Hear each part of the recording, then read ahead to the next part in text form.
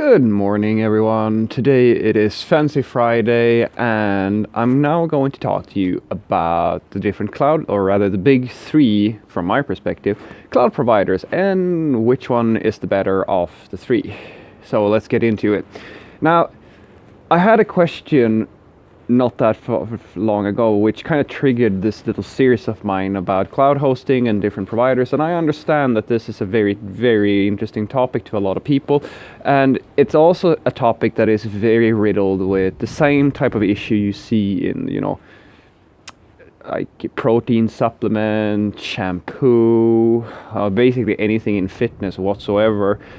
All these different brands are basically, they're offering the same type of thing, and it's a jungle to know exactly what you should be following, like whose advice should you be following. And in this, of course, trust me, the irony or the contradiction or whatever you want to call it in the fact that I'm about to tell you that, hey, you shouldn't be listening to everybody else, you should be listening to me. It's not lost on me. So take what I say with a pinch of salt, because trust me, right now I am following the one rule that I personally have, and I'll share this rule with you. It has been serving me very well for most of my life, and that is you never ever trust, or at least be very skeptical towards anybody who can directly benefit from making you do something. In other words, if somebody is selling you something from their store, or if they're like promoting an idea that they themselves are behind, if they can benefit in any way, be skeptical. If you have somebody who can in no way benefit whatsoever, generally it's safe to trust them. So I hope I've sold you on what I'm about to say, because I don't see any real way, since I don't get paid for any of this. I just basically talk and share my opinions. I don't think that there's any way for me to benefit from this, apart from maybe helping you guys out and hopefully making you feel that you have a bit of more, more understanding of these decisions and like what impact they have on your business. All right, so let's start by talking about the big three. So Azure, Amazon, and Google Cloud. Now, the first thing I want to define, and I've said this in the other videos, and I'm sorry that I repeat myself, but I cannot stress this enough, especially because I presume that if you are watching this, you are asking the question which one to pick. But I also want you to know that if you can't answer that question, which one should I pick, then I'm going to go out on a limb here and guess that may not be the core issue for you. Because if you're asking which one to pick, odds are that you're more of a beginner or a junior or something like that, and you don't have the type of work experience to actually ask the correct question. And the correct question is not which one do I pick. The correct question is what's right for my business. Because usually when people ask the question, which one of these, like when they talk about cloud, in my experience, and it was the same for me when I started out, I thought that just because that's how the big companies do it, that's what I should be doing. And the assumption is incorrect. Like the big companies have learned that they need these different tools, and these tools have been built around the needs of really large companies. Smaller projects, or like personal projects, or smaller companies don't have the same type of needs. So when you ask the question, which one of them do I pick, odds are that you don't have this type of size that is required in order to benefit, like making the maximum amount of all of these things, right? But I'll give you my take on these three anyway. And as I said, I'm raising my finger and saying, I warn you, don't go cloud unless you know what you're doing, because it brings a lot of complexity. There's a lot of power and it's your end goal, but don't start there. Transition into it. Realize that you need some of the stuff that they are already providing, and then you buy the service. It's kind of like you don't buy a car if you don't need it. It's the same idea. Just don't buy something that you don't need. Anyway, So let's talk about Azure. So first and foremost, Azure is probably the one that I have the least amount of experience with, but it's a very nice platform. When we used it, it's absolutely perfect for any type of, like if you are it's what I've been saying about C#. It's one of my absolute favorite things about C#.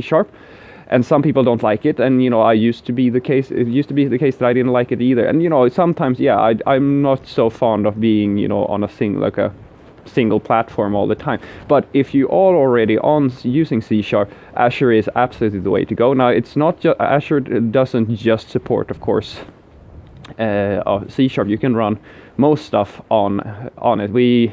My projects that I used, or the company I used to work for, had a Node.js box running on it, and it had a few .NET systems and so forth. So it's perfect.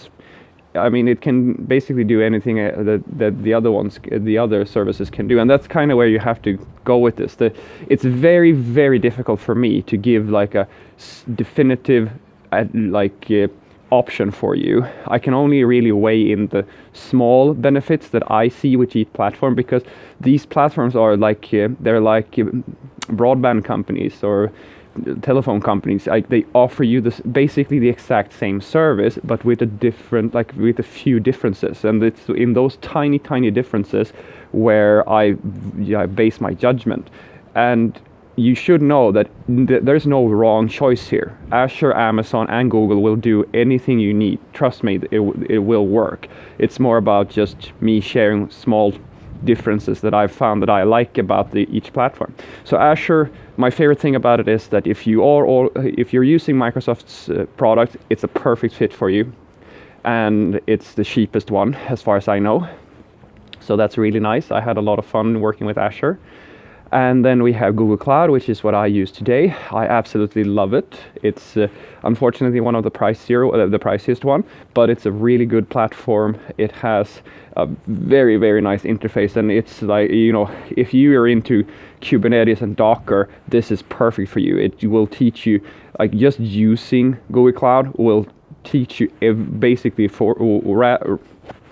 not necessarily teach you, but it will more or less force you to become a master of Kubernetes and Docker and so forth. And I personally love that.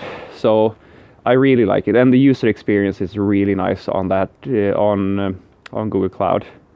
And, since I use Firebase as well, I have this very nice integration. So personally, I would say that my favorite thing about Google Cloud is the user experience. Google has the best, in my opinion. And then we have Amazon, which has the seniority and the stability. They probably have the most well-developed ecosystem of services. In my opinion, their user experience is not as nice. It's not a big thing, but to me, when you're working with it all the time, it makes a little bit of a difference to me anyway. And the one thing I can say about, I won't say that this is why, but I have the sensation that a lot of the older, really large companies, they tend to go to Amazon, and I think that is because Amazon has been around for a little bit longer. They have done a really great job of becoming this really established, powerful platform as a service provider.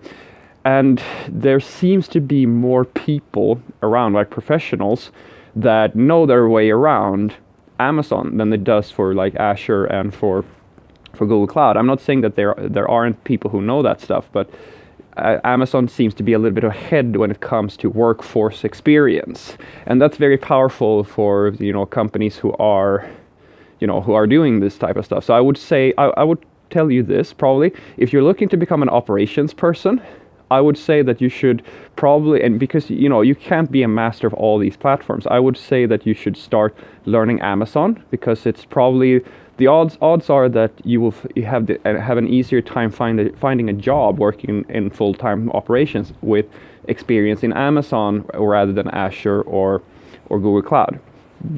It's just, and this is me just feeling roughly estimating going with my gut feeling basically. That's at least what it looks like. So to summarize what I'm saying to you, this is like buying toilet paper.